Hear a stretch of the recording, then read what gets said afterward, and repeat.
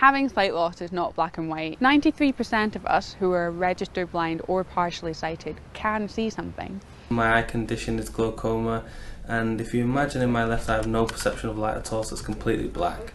And in my right eye, it's almost like I'm looking through a really murky, kind of watery fog machine, if you like. It's like as if there's a mist or a fog. In the evening, the dusk, or at night, I have no vision at all. I have Usher syndrome type 2. That's a combination of hearing impairment and retinitis pigmentosa. The most common misconception about my sight loss in particular is that I don't look blind. I can see more at the side of my eye than the centre of it. I tend to sort of shake my head from side to side, so I'm doing that and then doing that. When you tell someone that you're registered blind or severely sight impaired, they think that you're completely blind, have no light perception, no colour perception. But when you tell someone you're partially sighted, they think you can see more than you can actually see. I am registered as partially sighted due to having cerebral palsy. I have loss of some of my peripheral vision. I can see like the different colours, but they tend to be like colour blobs. I feel that I'm very independent and can achieve anything that everybody else can do. I just have to do it maybe in a slightly different way to other people. I have macular degeneration. I can't see your face now, there's just a big round blob there, and I have double vision as well. The first couple of years were horrendous. It was like a bereavement, really. I was so afraid. I might cry. People are absolutely brilliant, but without the white cane, I would not be as confident. Oh, the freedom of living is brilliant. In the UK, more than 2 million people are living with sight loss. Being registered blind doesn't mean you can't see anything. There's a whole spectrum of sight loss out there, and that's what people need to know about. Share our film, #HowISee. RNIB supporting people with sight loss.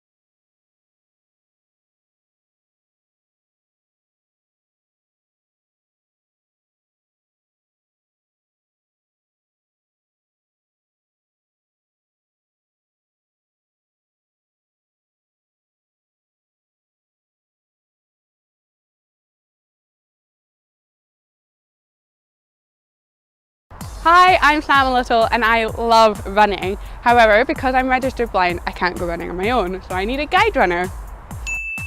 Runners who need to be guided have their own personal preferences, but with some top tips, I can show you just how easy it is. Talk to me. Communication is really important when guiding a visually impaired runner. You need to be very descriptive and explicit about the surroundings and be very, very specific when pointing out obstacles or direction. You need to give directions in advance as you approach curbs and things like that, rather than as and when you encounter them. It's a two-way street. It's generally perceived that guide running is all about what the visually impaired runner needs. Not true at all. Guiding someone whilst running can be very stressful. Not only do you need to look out for yourself, but for the person you're guiding, which is a huge responsibility. Talking, scanning your surroundings, looking up, looking down, and holding on to the person, pulling them out of the way of obstacles can all be very trying. It's important that you both tell each other what you need in order to have a safe and enjoyable run. Don't be afraid to get up close and personal.